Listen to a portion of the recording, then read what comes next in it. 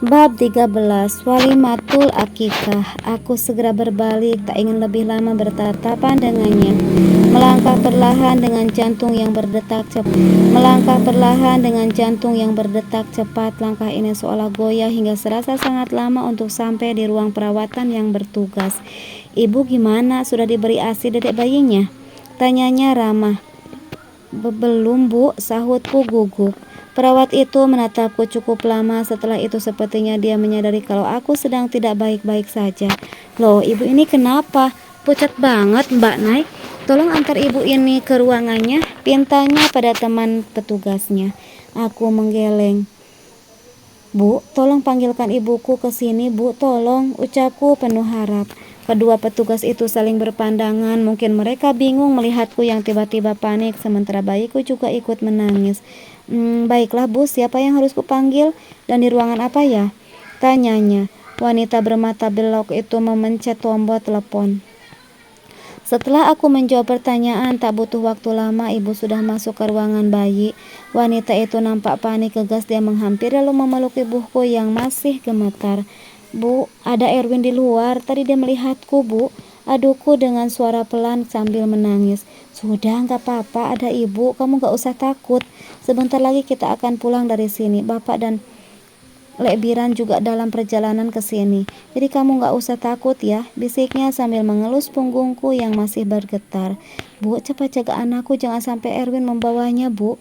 Sahutku pelan sambil mendorong tubuhnya agar menjaga anakku. Ibu mengangguk seolah paham kekhawatiranku sementara aku masih terduduk di tempat khusus untuk memberi ASI. Sekilas kulihat ibu berbicara serius pada kedua petugas yang berjaga. Mereka nampak serius mendengarkan apa yang ibu dibicarakan. Sungguh saat seperti ini waktu seakan berjalan cukup lambat, membuatku berkali-kali menghela napas, sesekali melirik pada jendela kaca, hanya untuk memastikan kalau Erwin sudah pergi dari tempat itu.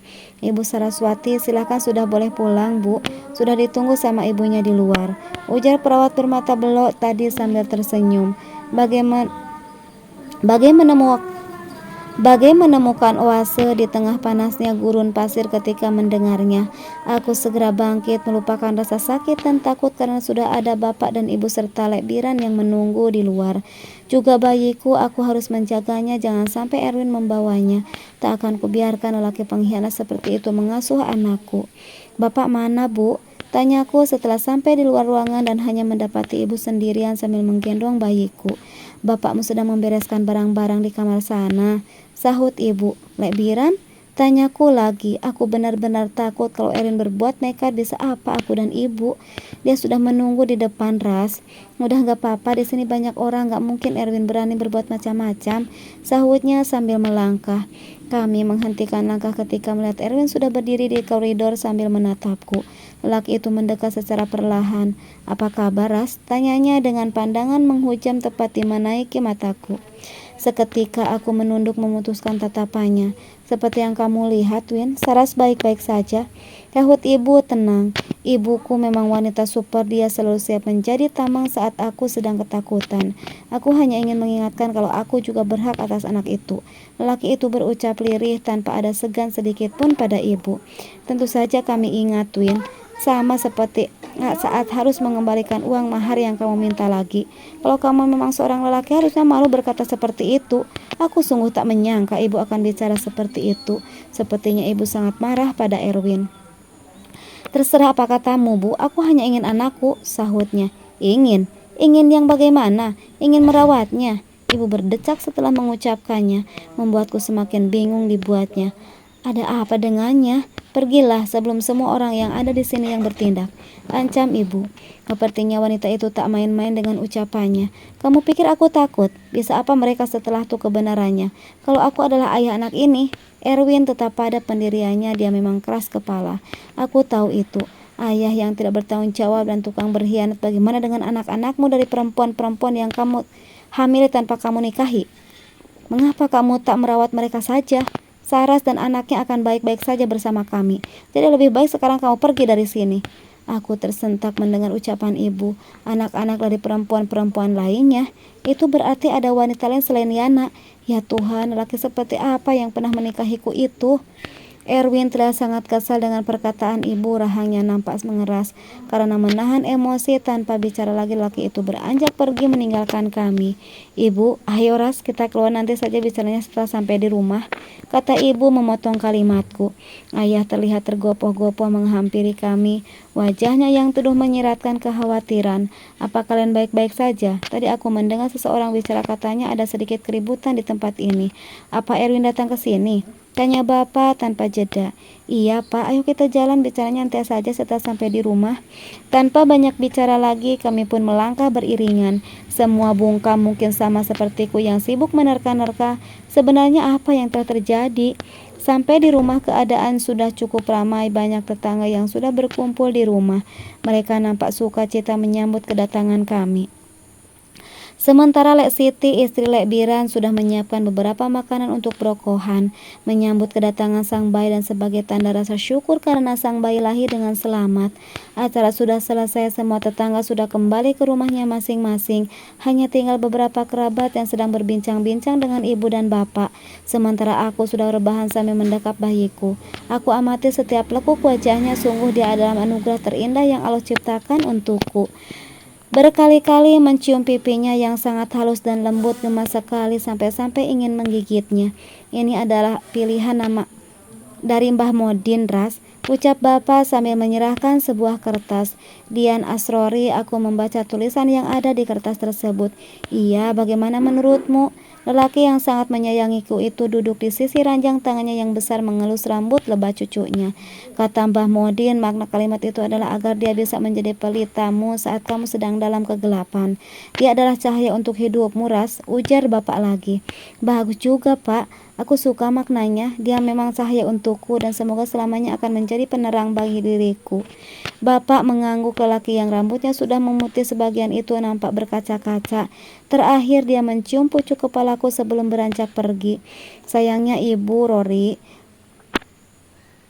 Ku kecup kepalanya yang masih agak lembek itu setelah berucap, "Sepertinya dia suka karena bayiku itu tersenyum walau hanya sekilas." "Bu, sebenarnya apa yang dilakukan Erwin? Tentang ucapan ibu waktu itu, apa maksudnya?" tanyaku saat ibu memandikan bayiku di pagi hari. "Ada lagi wanita yang datang ke rumahnya dan mengatakan kalau dia sedang hamil anaknya Erwin," sahut ibu dengan tenang. "Ras, ibu tahu perceraian adalah hal yang dibenci Allah, tapi melihat bagaimana sikap Erwin, lebih baik kalian berpisah. Kamu berhak bahagia, Ras," imbuhnya sambil terus membersihkan tubuh cucunya. "Kamu gak usah khawatir dengan masa depan anakmu. Dia akan baik-baik saja. Keadaan akan lebih buruk kalau kalian hidup bersama. Bukan sekali Erwin melakukannya, Ras. Jadi lebih baik jika kalian berpisah." Sepertinya ibu lebih sakit hati dibanding diriku. Mungkin seperti itu rasanya menjadi ibu, tak akan rela jika anaknya terluka apalagi menderita. "Tolong handuknya, Ras," pintanya sambil mengulurkan satu tangannya. Dengan cekatan dan telaten ibu memakaikan baju bayi pada anakku. Sementara untuk saat ini aku hanya memperhatikan saja, belum berani untuk memandikannya sendiri. Sudah sepasar 5 hari usia bayiku. Dan sekarang waktunya pemberian nama sekaligus walimatul akikah untuknya. Di rumah sudah banyak kerabat dan tetangga yang datang untuk membantu memasak. Suasana nampak ramai dan penuh dengan canda tawa. 2 ekor kambing jantan juga sudah disembelih. Beberapa lelaki membantu memotong bagian tulang, sementara para wanita sibuk dengan kegiatannya masing-masing. Aroma sedap menguar memenuhi ruangan, membuatku sesekali menelan ludah karenanya.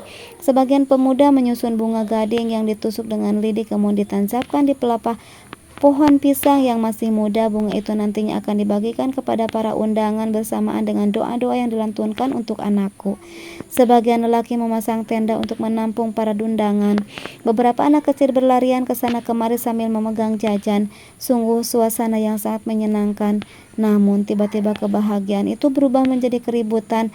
Ada beberapa orang yang berteriak menyahut nama bapak. Ada yang sedang terjadi di luar sana. Setiap sampai surga 14. Setia sampai surga 14. Erwin kembali berulah. Aku yang berada di kamar bersama bayiku terkejut saat mendengar nama bapak disebut-sebut. Ingin rasanya segera berlari keluar rumah agar bisa mengetahui apa yang sedang terjadi di sana. Ada apa, Lek? Tanyaku saat berpapasan dengan Lek Siti. Wanita itu nampak panik sambil membawa kain lap. Itu bapakmu. Wanita bertubuh kurus itu tak melanjutkan kalimatnya. Dia segera berlalu tanpa mengindahkanku yang juga khawatir. Dengan langkah lambat aku berusaha mencapai pintu yang menghubungkan rumah dan halaman. Sesekali melihat bayiku dalam gendongan, wajah itu nampak damai ketika sedang terlelap, tak sekalipun terusik dengan kegaduhan yang ada. Akhirnya sampai juga aku di ambang pintu, namun masih belum bisa mengetahui apa yang terjadi. Yang terlihat hanya punggung-punggung orang yang tengah berkerumun. Biran, sabar, tunggu petugas keamanan datang, jangan main hakim sendiri. Entah itu suara siapa, yang jelas telah terjadi sesuatu yang buruk kalau sampai Lek Biran turun tangan. Pemuda telah mencelakai saudaraku, Pak. Dia harus tanggung jawab, sengaja dia. Aku melihatnya, geram Lek Biran dengan emosi. Ada apa ini? Tanyaku panik saat melihat ada darah di tanah yang sudah ditimbun dengan pasir. Lek Biran menatapku lalu segera bangkit dari duduknya. Lelaki yang sangat mirip dengan bapak itu melangkah menghampiriku. Bapakmu kena musibah, tapi sekarang sudah mendapat perawatan. Sekarang kamu masuk, apalagi kamu lagi bawa bayi, Ti. Siti, ajak ponakanmu masuk. Serunya memanggil istrinya. Lek Siti melangkah tergesa-gesa. Wanita yang sedang memakai daster batik itu mengambil alih bayiku. Setelah selesai membenarkan gendongan, dia mengajakku masuk. Lek Siti, masuk saja dulu. Aku mau tahu sebenarnya apa yang terjadi. Sekarang di mana bapak dan ibu, Lek? Tanyaku sambil menoleh ke segala arah mencari keberadaan mereka. Bapakmu dibawa ke rumah mantri Gofur. Ibumu ikut menemaninya. Tadi dahinya terluka, ujar Lek Biran lagi. Aku masih menatapnya karena belum jelas dengan masalah yang terjadi. Musibah apa yang terjadi? Bapak kena musibah apa, Lek? Dan apa hubungannya dengan pemuda itu? Tanyaku sambil menunjuk punggung lelaki yang nampak kotor. Karena Lek Biran tak segera menjawab, membuatku semakin dikuasai oleh rasa penasaran, hingga ingin segera mendekat ke arahnya, namun dicegah olehnya.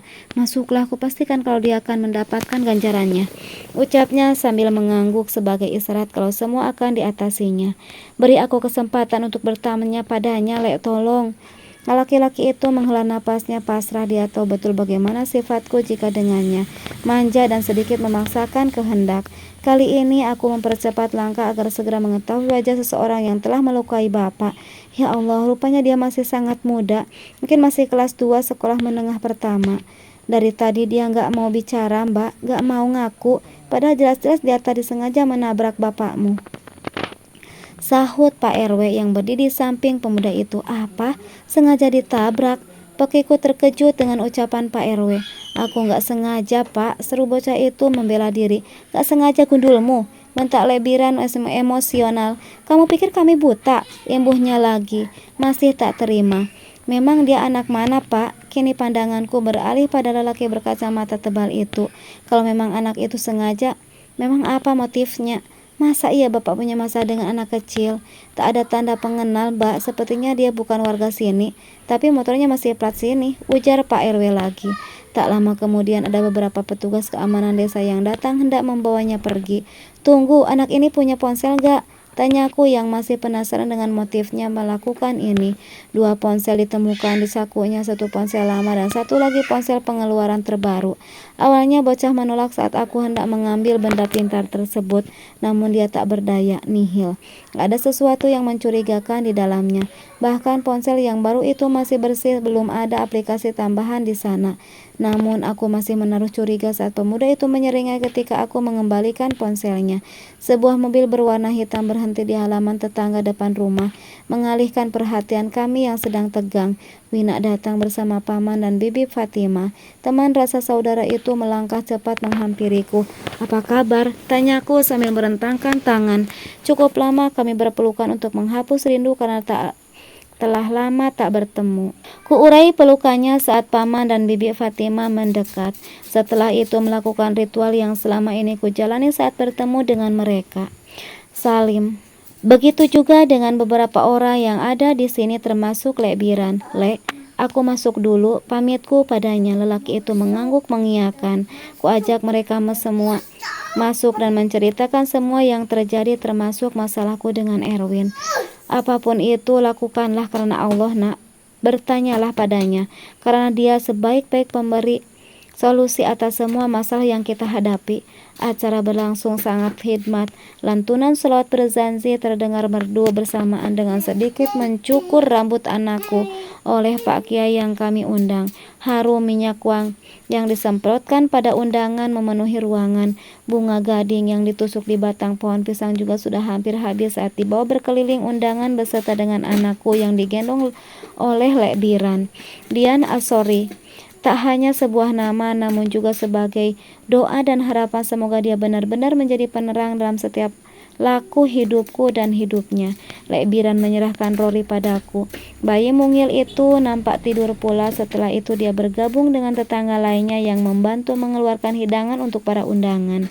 Sayang, Wina dan keluarga pamannya nggak bisa berlama-lama tinggal, mereka harus segera pamit karena ada telepon mendadak yang mengharuskan paman datang ke sana.